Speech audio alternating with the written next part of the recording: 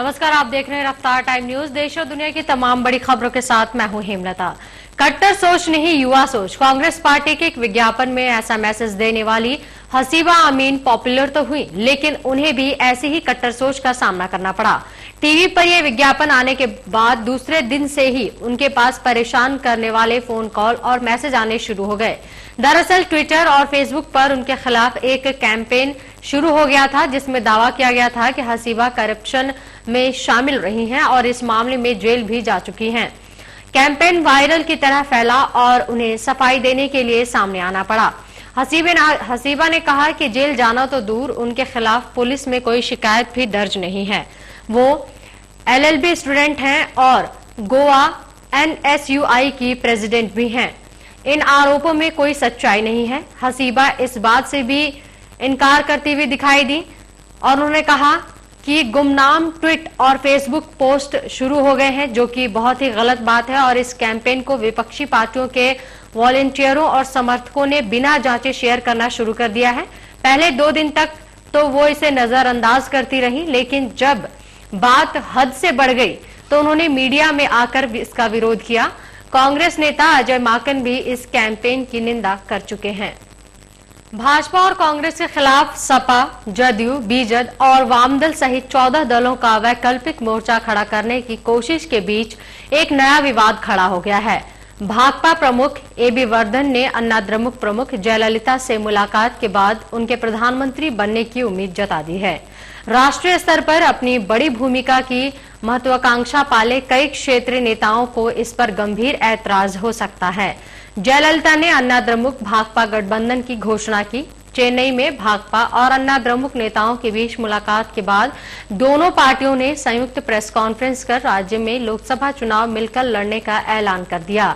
इसी मौके पर जब वर्धन से पूछा गया कि क्या जयललिता प्रधानमंत्री हो सकती हैं, तो उन्होंने कहा कि अगर हमारा मोर्चा चुनाव जीतता है तो जयललिता के प्रधानमंत्री बनने की उम्मीद होगी।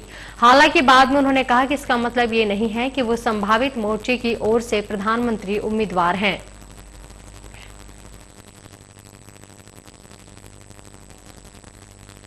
दिल्ली के मुख्यमंत्री और भारतीय राजनीति के नए नायक अरविंद केजरीवाल को पाकिस्तान मीडिया ने सबसे प्रभावहीन नेता की उपाधि दी है। केजरीवाल के बारे में पाकिस्तान के द न्यूज डेली ने अपनी खबर में लिखा है कि एक और इंडिया शाइनिंग के सपने देखने वाला भारत का नया सितारा देश का सबसे प्रभावहीन नेता लगता है, लेकिन उनका एजेंडा सबसे प्रभावशाली है। अपना केजरीवाल मफलर लपेटे। आम आदमी पार्टी का ये नेता आम आदमी की राजनीति के मिशन के हथियार से लैस है। फिलहाल यहाँ रुकेंगे एक छोटे से ब्रेक के लिए। ब्रेक के बाद भी खबरों का सिलसिला लगातार जारी रहेगा। आप देखते रहिए रफ्तार टाइम न्यूज।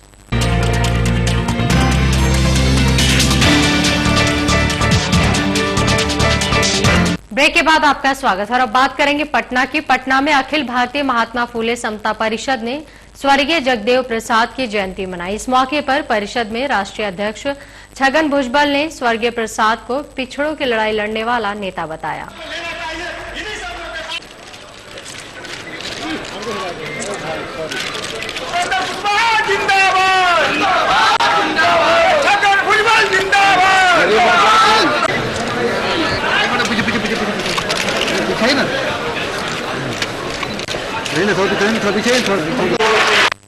लोकसभा चुनाव के नजदीक आते ही हर कोई पार्टी अपने आप को सर्वोत्तम बनाने की पहल में जुट गई है। इसी क्रम में कांग्रेस से लोकसभा प्रत्याशी कमलेश यादव भी इस दौर से अछूते नहीं रहे हैं। वो भी अपनी कांग्रेस पार्टी को लोकसभा में भारी बहुमत से जिताने में लगे हुए हैं और कांग्रेस को भारी बहुमत से विजयी बनाने के लिए जी तोड़ मेहनत कर रहे हैं। कांग्रेस से लोकसभा प्रत्याशी कमलेश यादव ने साई पालकी के कार्यक्रम का आयोजन किया, जिसमें भारी संख्या में कांग्रेसी कार्यकर्ताओं ने बढ़ चढ़कर हिस्सा लिया और अपनी पार्टी को विजयी बनाने के लिए दुआ मांगी।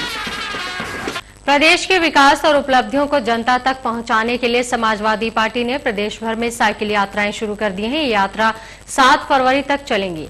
साथ ही लखनऊ में इसकी शुरुआत सपा मुखिया मुलायम सिंह यादव ने की। इस साइकिल रैली का मकसद प्रदेश सरकार के विकासशील एजेंडे और उपलब्धियों को मतदाताओं तक पहुंचाना है।